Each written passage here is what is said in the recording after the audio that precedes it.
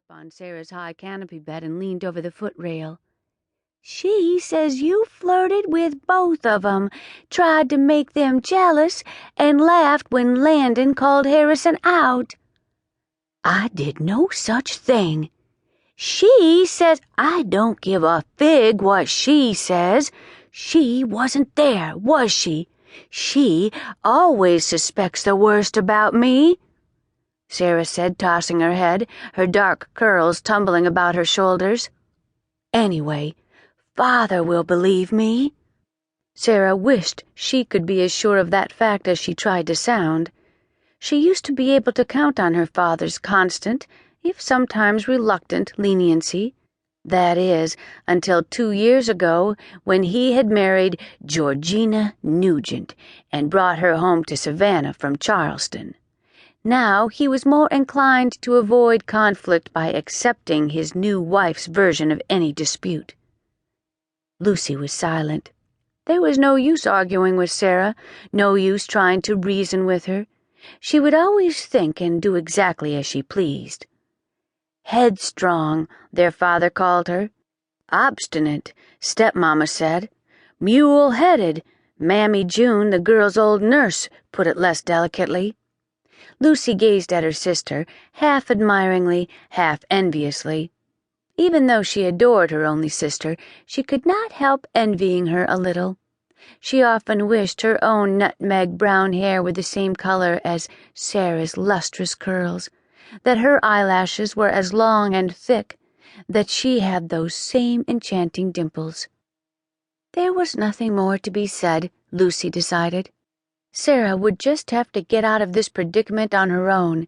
Not for a minute did Lucie doubt that she would. In the meantime, Sara sat staring out the window, her rebellious thoughts in sharp contrast to the serenity of the scene below.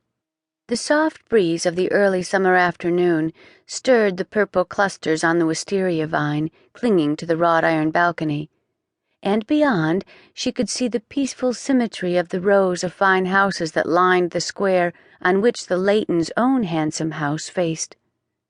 Sara pursed her rosy lips in a pout. How stupid to be closeted up on a day like this, when she could have been out riding or visiting or enjoying any number of pleasant pastimes. It was only to escape the incessant scolding of that impossible Georgina that Sara had barricaded herself in her room. Just then there was the sound of carriage wheels on the street below, followed by the deep voice of their father speaking to Trent, the butler, at the front door. The two sisters exchanged glances, Lucie's eyes wide with apprehension, Sara's with determination. At almost the same time, footsteps tapped along the hall, accompanied by the swish of taffeta skirts, stopping outside Sara's room. Next came a rapping at the door.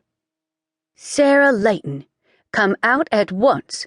Your father is home and waiting downstairs to speak to you." Georgina's strident tone was unmistakable. Their sisters exchanged another glance.